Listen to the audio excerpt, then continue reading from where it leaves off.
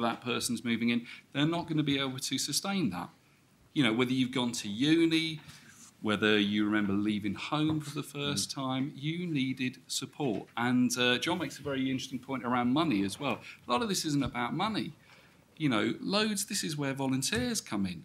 You know, we have, I think at the Passage, a ratio of about 3 to 1 in terms of volunteers to staff. There is a huge role that could be played here around supporting people when they're resettled, around giving that extra support, linking them into their communities, and that work should start long before anyone is resettled. And it's not about tenancy support teams or any of that. It's about really actually, and that's my thing about an individual, looking at what that individual needs to sustain. Thank you. Jo? I just want to make a quick point about pejorative terms, really, and homelessness as a term like that, and poor mental health as well. And I suppose, you know, at times of our life, many of us are vulnerable at different times, and I suppose we just need to be careful, if you like, around these kind of labels. And I think my own experience of homelessness was very traumatic, and it took quite a long time to get over it.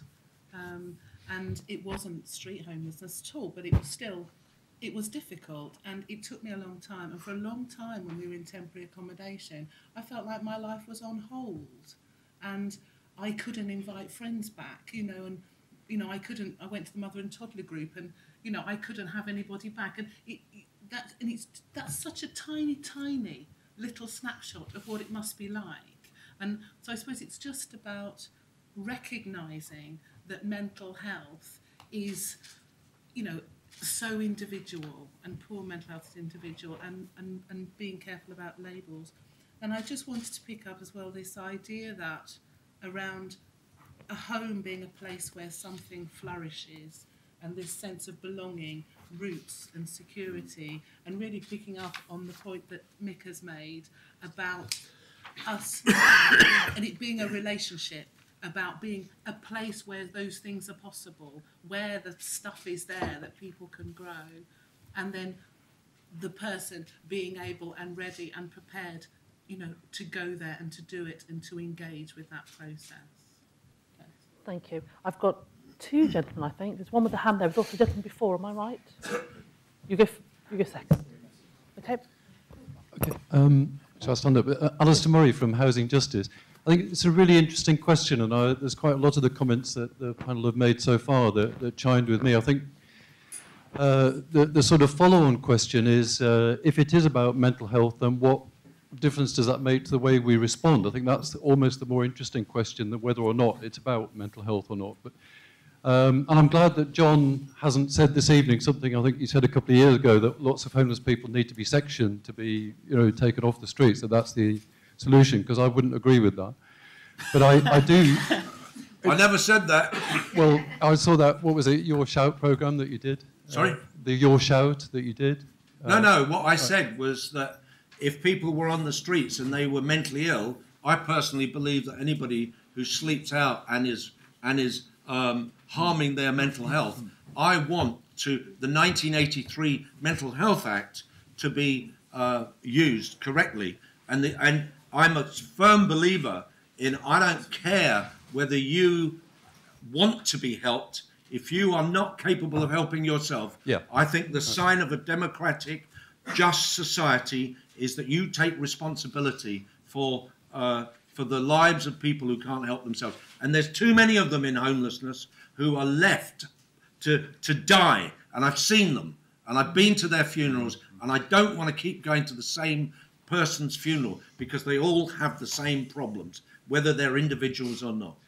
I think that in certain circumstances, and according to the usual criteria, there are some people who would benefit from being sectioned, and I wouldn't argue against that sort of as an absolute position. I was just saying that I don't think that that's the sort of logical consequence of... Sorry, I didn't use the term section because it's a very bad use of the word. But well, what I know said it's one of was the... take to a place of safety. Yeah. That's what I said. Let me take just to finish. A place of safety. Let me Thanks, just John. finish what I want to say here, because I think that is part of the direction of travel within some of the discussions about homelessness. That it's a sort of an extension of the enforcement argument that people, who are on the streets must have a mental health problem if they're long-term on the streets. Therefore, for their own good, we should take them to a place of safety, or however you describe it.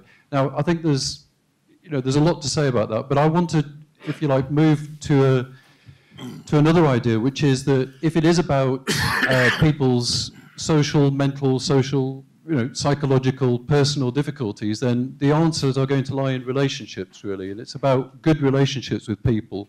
And that's where I think a lot of the good intentions break down. If we don't set up good relationships with people when they're on the streets, if we can't engage at that level, and in the way that means something to that person, that's where they're going to get more alienated and reject the offers of help.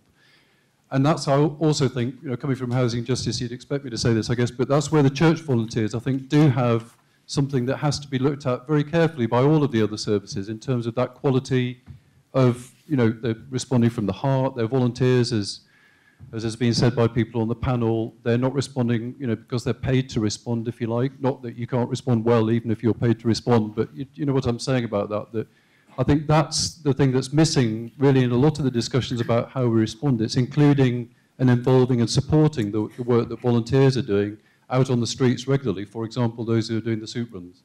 And I just wanted to say that they should be seen as part of the sort of meaningful engagement in terms of building relationships of trust and befriending, supporting people through the whole process. Thank you. Can you pass it to your colleague sitting near you? Thank you. We're going to come back. I'm going to pick up 3 questions and then we'll take it back to the panel. Just 2 points, really. I was on the streets, and I've been since I was 14, I think, and I ain't mad, and I'm not a drunk, and I don't take drugs.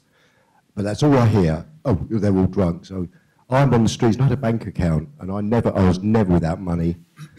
And all I heard, oh, if you've got a drink problem, we'll help you. If you've got a drug problem, we'll help you. I just, that's what makes me mad.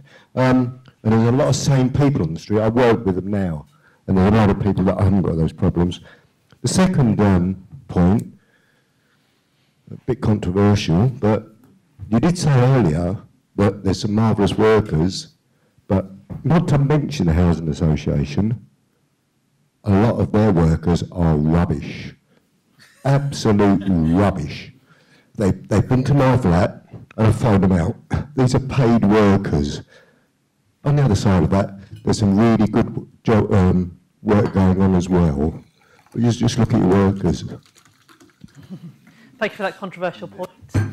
And we've got a third just here.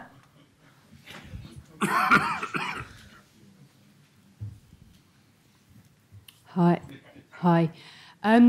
Just this has started to be talked about already, but I just want to know from the whole of the panel what can be done to improve the mental health of homeless people. I know things such as counselling have been mentioned, support networks. Can you think of any other strategies that we can use to improve homeless people's mental health? Thank you very much. I'm going to come over here, but I have some stats to set the stats. So we're going to do stats, analyse and stats, okay? So some stats that I was doing a bit of research this afternoon, so I didn't feel like a complete fool or a fraud, so I thought I'm going to read a few different documents. And one of the reports I had said that 41% of the reason why people are sleeping rough is relationship breakdown. 28% of people that have been asked to leave the family home. 31% with drug and 28% with alcohol problems. 25% of people after leaving prison.